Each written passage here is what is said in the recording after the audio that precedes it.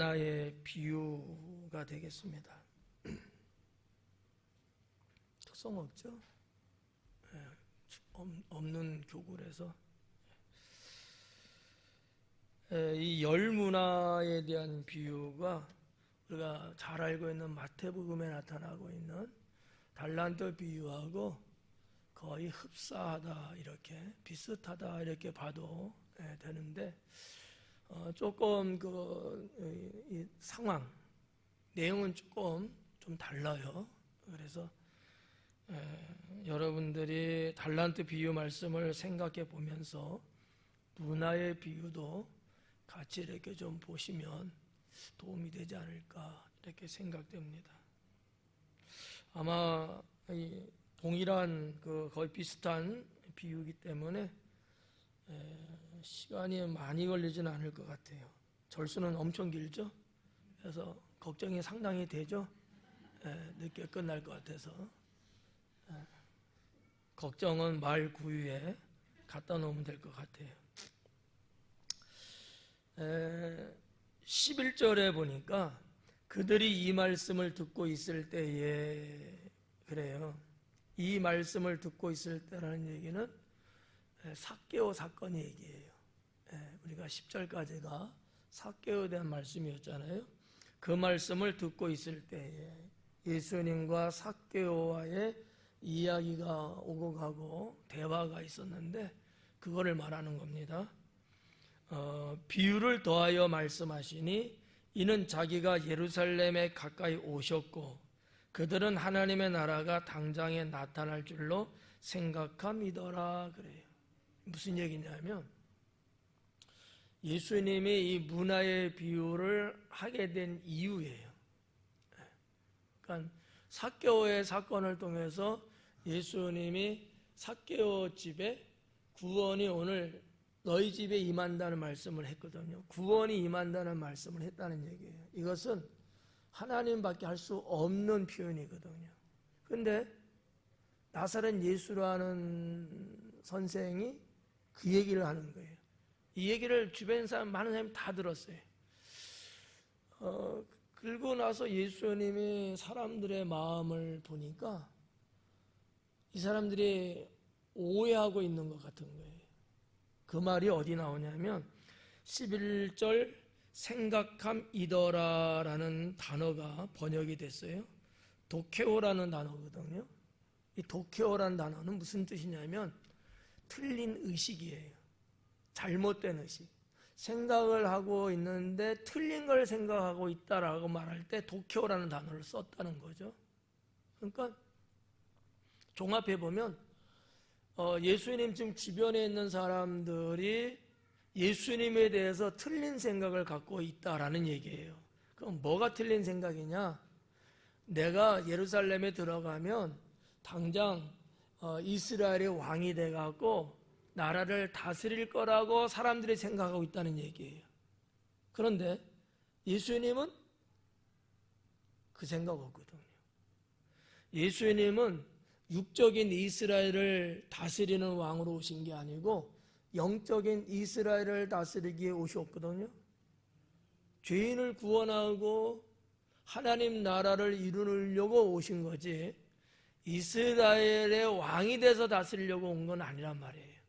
그런데 백성들은 그렇게 생각 안 하고 있다는 것을 예수님은 저들의 심령을 읽으셨어요.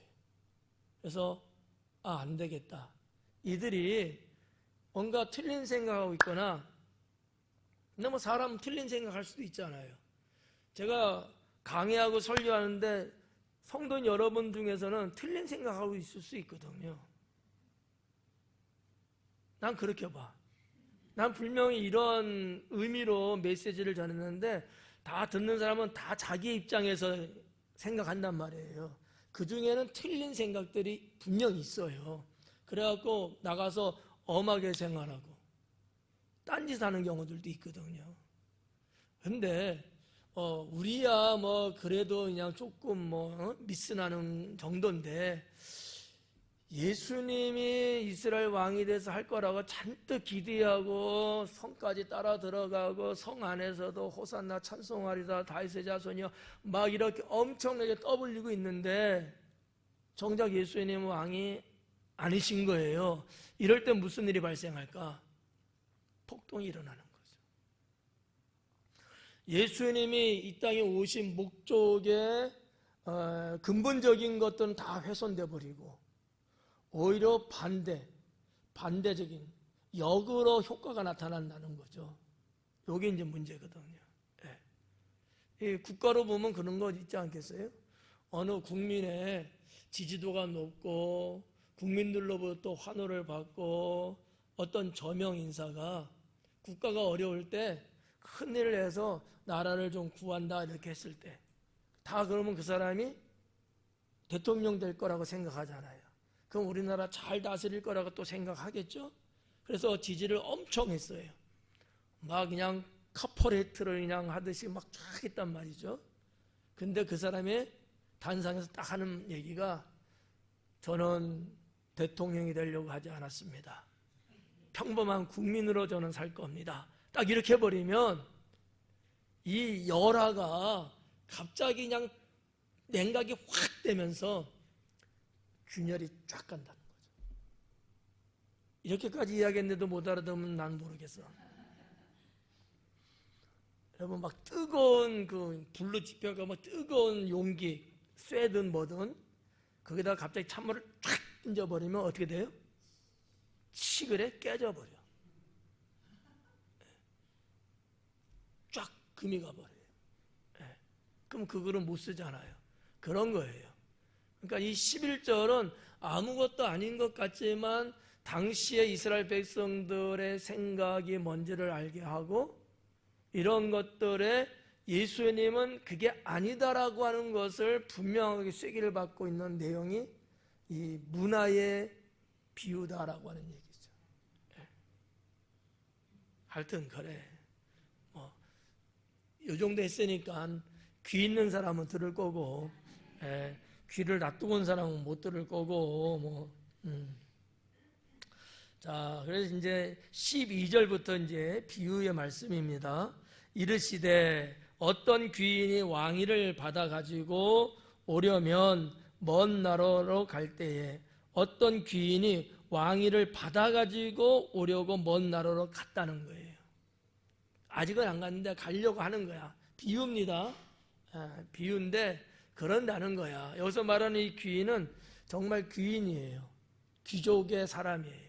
우리나라 말로 표현하면 귀족의 사람.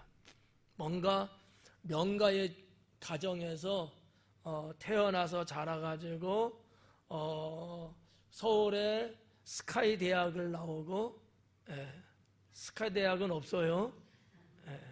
스카이 대학은 서울대, 연대, 고대 세 대학을 말해서 영어로 스카이라고 말해요. 영어 앞자 하나씩만 따갖고 SKY. 내가 별걸 다 한다 진짜. 그러고 나서 더 박식하려고 해외 나가서 유학을 하고 학위를 따오고 뭐 이렇게. 하여튼 이 정도의 어떠한 대단한 그런 자제의 사람이라 볼 수 있겠죠. 이 귀인이 왕위를 받으려고 하는 얘기는 뭐겠어요? 그 정도 이제는 자격이 되니까 뭐 왕위를 받으러 가지 않겠습니까? 영국에는 뭐 공작도 있고 뭐 상당히 그 어떤 사회 신분 제도가 탄탄하고 오랜 역사를 갖고 있거든요. 우리나라에서 전주 이씨 가진 사람이 뭐 하겠다면 인정하네 이제는. 옛날에는 조선시대에 전주 이씨 이성계 후손들이 계속해서 왕이 됐잖아요. 지금은 그렇지 않지. 근데 어떤 나라든 아직까지도 수백 년, 수천 년 지나왔는데도 그 명가를 이어나가는 이런 게 있다는 거지. 여기서 예수님이 말씀하시는 이 귀인은 그 정도에 해당될 정도의 사람이라는 거예요. 왕이 될 만한 사람. 이런 사람이죠. 다른 사람은 없어. 근데 이 사람은 왕이 될 만한 사람인 거예요. 그게 귀인이야. 그 귀인이 왕위를 받아가지고 오려고 먼 나라로 갔대요. 이 문화의 비유의 말씀을 예수님이 하시면서 상당히 재미있는 지금 비유를 하고 있는 거예요. 이게 실제적으로 있는 거거든요. 실제적으로. 우리나라 같은 역사는 어때요? 조선시대 때 왕이 되려면 중국에 가서 허락을 받았어야 돼요. 그래야 인정이 되는 거예요. 눈치 보니까 잘 모르는 것 같네. 네. 우리나라 그랬어요. 근데 지금 예수님이 우리나라 이야기는 아닐 거고, 네. 그럼 어디 이야기냐? 당신들의 나라 이야기예요. 이 헤로드 왕이 있지 않았습니까? 헤로드 왕이 죽었어요. 그래서 그의 아들 아켈라오가 왕위를 이제 계승을 해야 되는데, 뭐 우리 아버지 왕인데 죽었어. 그러면 내가 당연히 하지. 이게 아니라는 거예요. 그때 그 당시 로마 황제한테 가서 허락을 받아야 돼요. 아우구스토스가 그 당시의 황제인데 허락을 받아야 되는 거야. 그러려면 가야 되는 거야. 그 실제적인 거를 지금 문화의 비유 속에서 지금 하고 있는 거예요. 그러면 유대인들은 이 얘기를 들었을 때 예수님은 비유의 말씀이라고 하지만 무슨 말인지 알아들을까요? 못 알아들을까요? 알아듣고 있는 거야, 사실은. 여러분은 알아들어요? 못 알아들어요? 알아들어요? 다행이다. 그러니까 예수님의 비유는 언제나 쉽게 풀어서 설명해 주는 스타일이었거든요. 그러니까 저처럼 시간이 많이 걸려 그래서. 저에 대해서 노여워하시면 안 돼.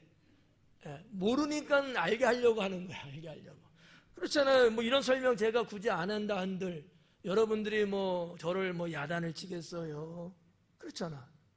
근데 좀 더 쉽게 성경 말씀을 알게 하기 위해서 말씀드리는 거죠. 예수님이 그랬단 말이에요. 그래서 아우구스투스의 명을 받아야지만이 당시에 이 분봉왕이라고 하는 헤롯도 분봉왕이고 아켈라도 분봉왕이고 다 이렇게 그래야지만이 왕으로서의 그 뭐라고 할까 권세를 갖고 나라를 이끌어갈 수 있었던 시절이었다는 거죠. 그거를 말씀하고 있는 거예요. 그때 이제 13절 그 종 열을 불러 은하 열 문화를 주며 이르되 내가 돌아올 때까지 장사하라 하니라. 귀인이니까 부자일 거고 명문 대가의 집안의 사람일 거고 권세 있을 거고 뭐 등등으로 그런 거 있잖아요. 근데 내가 집을 비우고 가야 되니까 집안에 있는 일꾼 종들에게 일을 시켜야 되는 거예요. 나 없을 때까지 이렇게 하라. 근데 그냥 시킨 게 아니고 이 돈을 주고 간 거죠. 그래서 이제 여기서는 이제 누가복음에서는 문화가 이제 나오는 거죠. 이 일 문화가 화폐 가치를 얼만큼 되냐면 문화와 데나리온, 드라크만 다 똑같은 양이에요. 1 문화면 1 데나리온, 1 문화면 1 드라크마 다 똑같은 거예요. 나라에서 쓰는 화폐 이름만 다른 거지. 그러면 1 문화면 노동자 하루 품삯, 데나리온이 그런 거였으니까 문화도 똑같아요. 그러면 10만 원만 잡아서 10만 곱하기 100 하면 얼마가 나와요? 1000만 원이 나오는 거야. 1000만 원. 1000만 원씩 주고 간 거예요. 그럼 1억이 되겠지. 이런 것들이 당시에 나름대로 사회관념적으로 있었던 것들이에요. 주인이 비유할 때는 이렇게 종들에게 생활할 수 있는 뭔가 가게를 이끌어갈 수 있는 돈을 주고 주인이 떠나죠. 실제로 있는 얘기이기 때문에 유대인들의 그 말을 이런 비유의 말씀을 들을 때 전혀 뭐 이상하다든지 모르겠는데 이러지는 않았을 거예요. 쉽게 알아들을 수 있는 내용들이라는 거죠. 이 13절에서 우리가 볼 수 있는 게 뭐냐면 이거예요. 내가 돌아올 때까지 장사하라 라는 거거든요. 내가 돌아올 때까지 장사. 이 돈 주고 가는 거는 뭐 하라고 주는 거예요? 장사하라고 주는 거예요. 그러면 장사하는데 믿으면 돼요? 아니면 이득을 남겨야지. 그게 장사잖아요. 장사의 기본적인 원리는 이득을 남긴다는 거거든요. 그러니까 일하라고 한 거예요. 장사해라, 일하라 이거예요. 우리도 마찬가지다. 이 말씀이 예수님 본인에 대한 말씀이에요. 주님의 말씀이에요. 그러니까 이 땅에 메시아로 오셨잖아요. 주님은 우리에게 이 일하라고 달란트, 재능, 은사를 주신단 말이지. 일하라고 준 거예요. 일하라고. 장사하라고. 우리도 하나님께 받은 은혜 있을 거 아니에요. 때론 능력도 있을 거 아니에요. 그 왜 줬을까? 내가 신앙생활 잘하니까? 그러기도 하겠지만 아니에요. 일을 하라고 준 거예요. 일하라고. 은혜도 은사도 능력이거든요. 그 일하라고 준 거예요. 그러면 아까도 말씀드렸지만 이득을 남겨야 돼요? 손해를 봐야 돼요? 여러분은 어때요? 근데 주님이 여러분에게 은혜를 줬어요. 주님이 여러분에게 능력 줬어요. 주님이 여러분에게 은사도 줬어요. 그러면 그거 갖고 장사해야 돼요? 안 해야 돼요? 해야 되는데 어떻게 해야 돼요? 이득 남겨야 돼. 근데 이득 남기지 않고 맨날 까먹게 나고 있는 거야. 이거는 악한 종이라는 거지.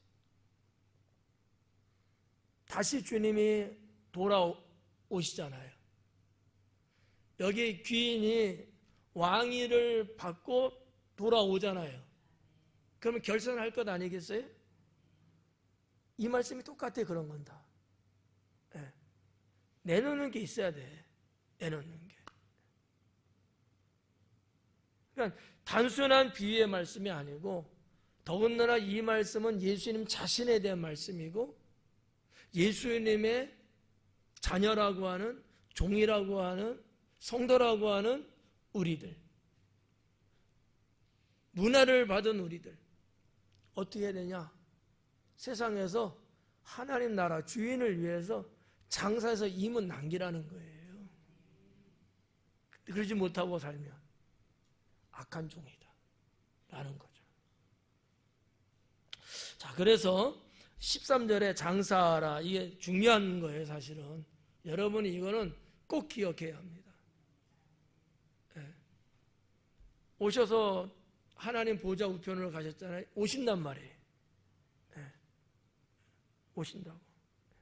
14절에 그런데 그 백성이 그를 미워하여 사자를 뒤로 보내어 이르되 우리는 이 사람이 우리의 왕됨을 원하지 아니하나이다 하였더라 그래요. 자, 무슨 얘기냐면 이 귀인이 왕을 받으려고, 왕권을 받으려고 갔는데 백성들은 그 사람을 미워하는 거야. 미워하는 사람이 있는 거예요. 그래갖고 사자를 뒤로 보냈대요. 몰래 사자를 보낸 거야. 아까도 얘기했지만 노마 황제 노마로 보내는 거지. 사자를. 그리고 이 사람 우리가 왕 되는 거 원하지 않는다. 이게 지금 이스라엘의 지금 환경을 그대로 지금 예수님이 말씀하는 거야. 예수님이 왕으로 오셨는데 유대 백성들, 더군다나 제사장, 바리새인, 서기관 등등의 종교 지도자들은 그걸 원하지 않고 있는 거예요. 원하지 않는다는 거지. 그 얘기를 지금 예수님이 이렇게 비유적으로 콕 찍어서 말씀하고 있다라는 얘기죠. 그런데 이 14절에 있는 내용이 실제적으로 있었던 내용이다라는 사실이죠. 당시에 유대인이 50명을 선별을 해갖고 노마에 보냈어요. 아켈레오가 상당히 포악한 사람이거든요. 그리고 뭐 유대뿐만 아니라 종교적인 부분, 유대 종교적인 부분도 엄청나게 박해도 하고, 폭군이죠. 그러니까 실제적으로 유대인 50명을 뽑아가지고 로마로 보낸 거, 이게 있는 사실이란 말이죠. 이거를 그대로 예수님이 비유 속에 지금 써먹고 계시는 거예요, 지금. 그러면 조금 사회성이 있고 시대의 눈이 밝은 사람 같으면 그런 얘기 뭐 들었든지 그랬을 거 아니에요? 뭔가 무슨 말인지 깨달았을까 아마 그랬으면. 근데 그냥 아무것도 모르는 민초 같은 사람들, 그냥 일반 백성들, 뭐가 뭔지도 모르고 그냥 하루하루 끼니 때우며 사는 사람, 이 사람들은 이게 무슨 말인지 아마 모르겠죠. 그러나 누구는 알까요? 예수님 있는 거기에 있었던 바리새인들, 서기관 등등의 이 사회의 지배층에 있던 사람들 있잖아. 예수님을 박해하고 핍박하고 반대하고 뭐 이런 사람들, 무슨 말인지 알아. 뜨끔하지. 우리 얘기하는 거 아니야? 이러는 거죠.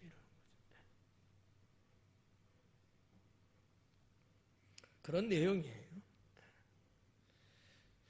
자, 15절에 귀인이 왕위를 받아가지고 돌아와서 은하를 준 종들이 각각 어떻게 장사하였는지를 알고자 하여 그들을 부르니, 이게 이제 장사하겠다는 거예요. 예수님이 이 땅에 다시 재림하시면 다 주님 앞에 서게 돼 있거든요. 그때 예수님은 모든 사람들을 다 심판하겠다는 거예요. 일했는가 안 했는가, 과연 내 말에 순종하고 충성했는지 안 했는지. 여기 지금 문화를 받은 종들은 이들에서 찾아볼 수 있는 것은 뭘까요? 충성이에요. 얼마만큼 주인 말에 순종하고 내가 해야 될 일에 충성을 얼마만큼 했는가, 그 얘기거든요. 예수님이 다시 이 땅에 오시면 반드시 그거 한다는 것을 암시적으로 하고 있다라는 얘기죠. 그리고 이제 16절에 그 첫째가 나와 이르되 주인이여 당신의 한 문화로 10문화를 남겼나이다. 와,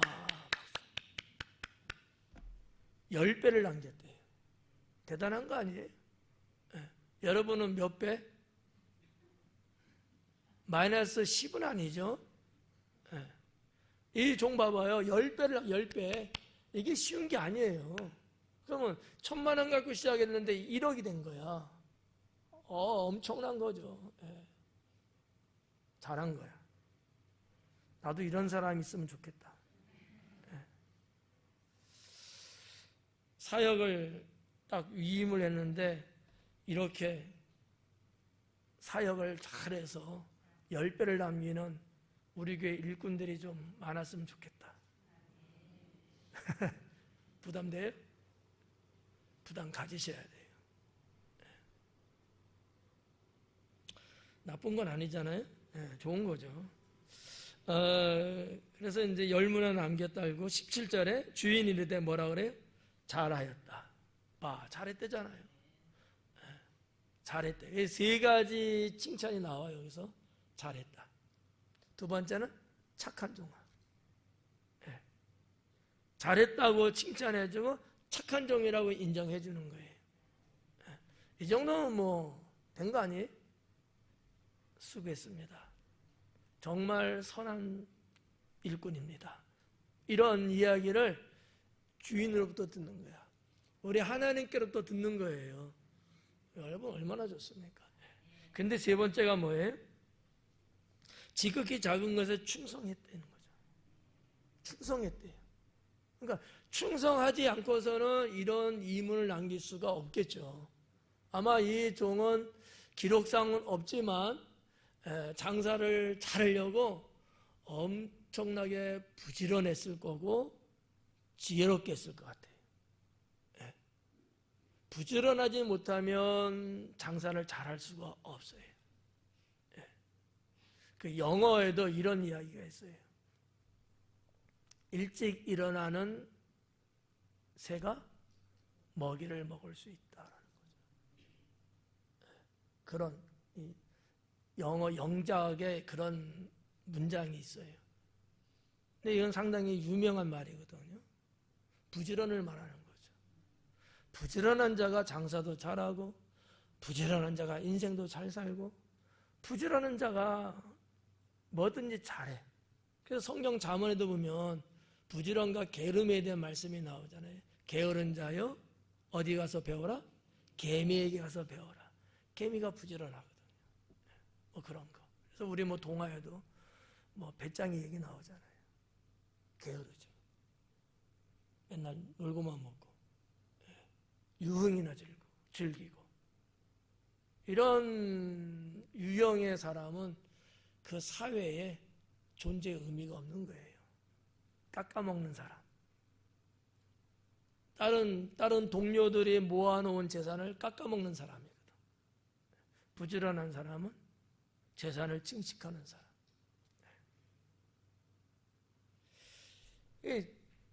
지극히 작은 것에 충성했다는 거. 그러니까 주인이 볼 때의 일 문화는 별것도 아닌가 이거는. 자, 우리 말로 말하면 껌값인 거죠. 그래서 종이 볼 때도 에이 뭐 이거 이렇게 볼 수도 있다는 얘기예요. 워낙 부자 집안의 종이니까.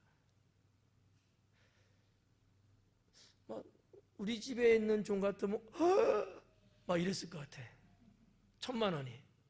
근데 워낙 부자니까 에이 이게 뭐야, 이거 갖고 뭐 하라고, 이럴 수도 있다는 거야. 그게 지극히 작다는 얘기거든요. 근데 불구하고 무시하지 않고 그걸 가지고서 정말 지혜롭게 장사를 잘 했다는 거죠. 칭찬받을 만하지 않아요?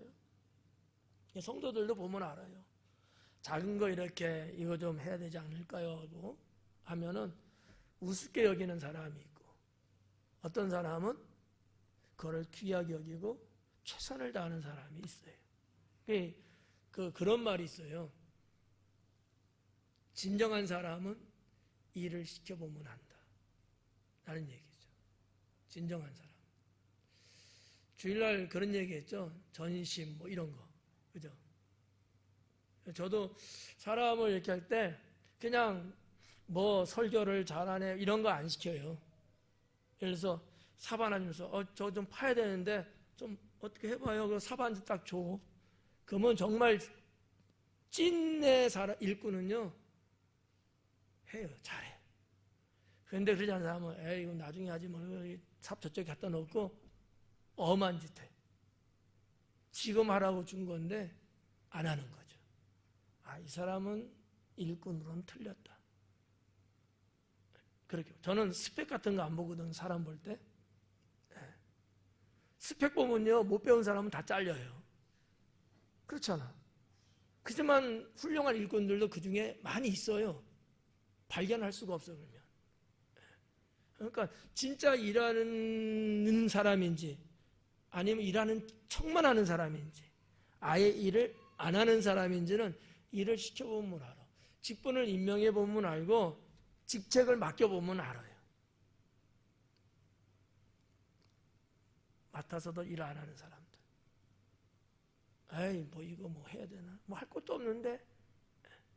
할 것이 없다 할지라도 일을 시켰을 때는 하려고 해야 되는 거지. 그렇지 않아요? 그러니까 지극히 작은 것이라는 이 예수님의 말씀이 저는 상당히 중요하다고 보는 거예요. 진짜 일꾼은 이런 거를 잘한다는 거지. 큰 거, 대단한 거, 엄청난 거 이런 거 끼면 명예, 권세력 있는 사람은 그럴 때만 와 이거 해야지 막 이렇게 있단 말이지. 그리고 그런 데 막 달라붙어 사람들이 자기가 서로 하겠다고. 근데 별것 아닌 때는 나 안 해 뭐 누구 시켜요 막 이런단 말이지. 보면 알아요. 그래서 일꾼은. 예수님의 이 칭찬 3가지 중에 3번째, 지극히 작은 것을 충성했다. 그럴 때만 예수님이 그 대가로 상급을 지급한 걸 보니까 이게 또 대단해요. 뭐라 그래요? 10고을 권세를 차지하라. 10고을이에요. 그러니까 우리 한국적 용어잖아요. 고을이라는 거. 쉽게 말하면 마을이에요. 우리 뭐 이렇게 채운동 이런 같이 우리 당진 시내 이런 것처럼 10골이야. 와, 10개. 10개 정도면요, 하나의 도성이 될 수도, 큰 도성이. 근데 이거를 차지하래요. 다스리라는 얘기거든요. 근데 그럴 만한 자격이 있어요? 왕이 됐잖아요. 왕위를 받아왔잖아요. 귀인일 때는 아니었지. 왕이 됐거든. 왕이 그렇게 띄워줄 수 있는 권세가 있는 거예요. 예수님이 만왕의 왕이시잖아요. 얼마든지 상급 면류관 주실 수 있어요. 네. 18절에 보니까 그 둘째가 와서 이르되 주인이여 당신의 한 문화로 5 문화를 만들었나이다. 와, 이것도 박수. 5배를 남겼다. 5배. 누구는 1배도 못 남기는데, 까먹기만 하는데 5배나 남겼대요. 이것도 대단한 거예요. 그랬더니만 19절에 주인이 그에게도 이르되 너도 5골을 차지하라. 이게 어떻게 보면 행한 대로 받는 거예요. 10배를 남기니까 10골, 5배 남기니까 5골. 내가 하는 것만큼 하나님도 축복하신다는 얘기죠. 20절에 또 한 사람이 와서 이르되 주인이여 보소서 당신의 한 문화가 여기 있나이다. 내가 수건으로 싸두어 썼나이다. 에이, 수건으로 쌌대. 수건으로.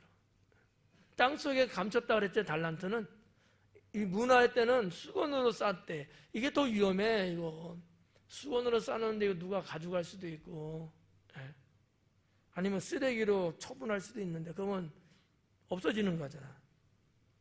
21절에 왜 그랬느냐? 이는 당신이 엄한 사람인 것을 내가 무서워함이라. 당신은 두지 않은 것을 취하고 심지 않은 것을 거두나이다. 이렇게 이유를 댑니다. 22절에 주인이 이르되 악한 종아 내가 네 말로 너를 심판하노니 너는 내가 두지 않은 것을 취하고 심지 않은 것을 거두는 엄한 사람인 줄로 알았느냐? 이런 예수님의 이 언어 말로 보면은 네가 잘못 알았다라는 얘기. 나를 그런 사람으로 네가 알았단 말이야? 이 얘기는 난 그런 사람 아니야 라는 얘기거든요. 우리가 하나님을 제대로 올바르게 알아야 될 이유가 바로 여기 있는 거예요. 하나님을 믿는데 주님의 이 신앙 영역 안에 내가 들어와 있는데 여기 한 문화 받은 종처럼 있는데 자기 주인에서 알지를 못하는 거야. 내가 하나님 믿는데 내가 하나님에서 알지를 못해. 하나님이 어떤 분인지를. 그러면 이 한 문화 받은 종 같은 사람이 될 수 있어요. 그러니까 왜 여러분 제가 강해를 해드리냐면 하나님을 제대로 알아야 된다는 거예요. 하나님을 모르고 믿는 사람이 생각으로 많이 있거든요. 그래서 누가 물어보면 몰라. 모르는 게 장땡이야. 수십 년을 믿었는데도 몰라. 이런 분들이 너무 많아요. 왜? 그냥 교회에서 앉았다가 예배 끝나고 뭐 이러 왔다리 갔다리 이러만 했기 때문에 그러는 거지. 우리가 평소에 하나님과 소통을 하고 하나님과 대화가 있고 하나님이 어떤 분인가를 하나하나 처음부터 자세히 알았더라면 아마 이 한문화 같은 이 종처럼 이렇게 살지는 않을 거예요. 우리가 뭐 이렇게 얼핏 볼 때도 성경에 보면 하나님 막 심판도 하시고 뭐 죽이기도 하시고 그러잖아요. 무섭지 뭐. 특히 성경 66권 중에서 어느 성경이 제일 무섭다 그래? 요한계시록. 막 심판이 막 나오고 그냥 뭐 그러잖아요. 그러니까 성도들이 목사님들마저도 요한계시록 무섭다고 막 그래. 요한계시록 무서운 말씀이 아니에요. 요한계시록은 사랑의 말씀이고 구원의 말씀이에요. 왜 무서울까? 그렇게 신앙으로 안 사니까. 여러분, 경찰관 무서워요, 안 무서워요? 에? 확실히 똑바로 말해야 돼. 무서워, 안 무서워? 왜 안 무서워요? 그건 죄 안 졌으니까. 죄 졌으면 무서워. 끝까지 그 벌금 몇만 원 내면 되는데도 무서워. 그런데 잘못한 게 없으니까 경찰이 있어도 안 무섭죠. 왜 하나님이 무서워요? 안 무서워. 그런데 하나님 무서운 사람은 죄 짓고 사니까. 그래갖고 번개가 왕창 잡으면 무서워하는가? 그 번개가 무섭지. 번개가 무섭지. 근데 하여튼 이 한문화 받았던 이 종은 자기 주인에 대해서 제대로 알지 못하고 있었어요. 그래서 이 사단이 난 거야. 근데 봐봐요. 23절에 뭐라 하냐면, 그러면 어째 내 돈을 은행에 맡기지는 아니했니? 이거예요. 그래, 네 생각대로, 네 말대로 나는 그런 사람이라고 여겼다면 내가 한문화 줬을 때 그 은행에다 맡겨야 되는 거 아니야? 그러면 이자라도 나올 거 아니야. 근데 뭐 너는 왜 수건에 싸서 갖고 있었어? 이 이야기거든요. 그리하였으면 내가 와서 이 이자와 함께 그 돈을 찾았으리라. 그러니까 예수님의 이 말씀은 무슨 얘기냐면 이 악한 종의 변명이 틀렸다라는 얘기예요. 네가 정말 나를 무서운 사람으로 봤다면 그 돈 그래 손해볼 수도 있어. 다 잃어버릴 수 있어. 그거 염려해서 걱정돼서 그랬겠지? 그러면 잃어버리지 않는 방법. 은행에 맡기면 잃어버리진 않잖아. 시간이 가면 이자라도 나오잖아. 근데 너는 그 방법 택하지 안 했어. 이 얘기를 하시는 건데 이 말씀은 무슨 뜻이냐면 네가 나한테 하는 말은 변명에 지나지 않는다라는 얘기예요. 너는 악하고 게을렀을 뿐이다. 이 얘기입니다. 게을렀다는 얘기예요. 그건 수건에 싸놓고 주인 올 때까지 진탕 놀고 먹고 마시고 즐기기만 한 거예요. 그래서 24절에 곁에 섰는 자들에게 이르되 그 한 문화를 빼앗아 10문화 있는 자에게 주라. 똑같죠, 달란트도. 그랬더만 25절에 그들이 이르되 주여 그에게 이미 10문화가 있나이다.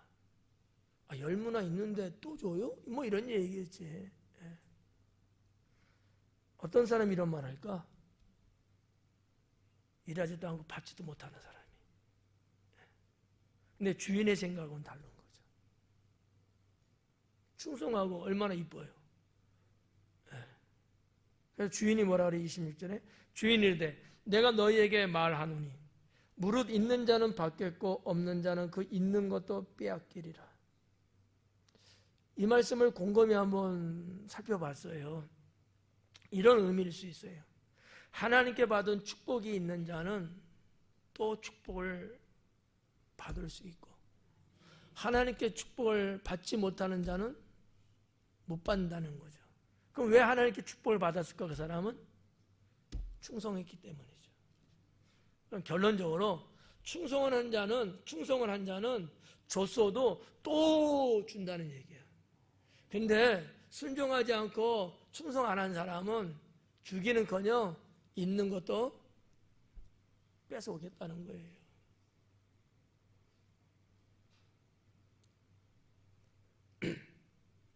(27절에) 그리고 내가 왕됨을 원하지 아니하던 저 원수들을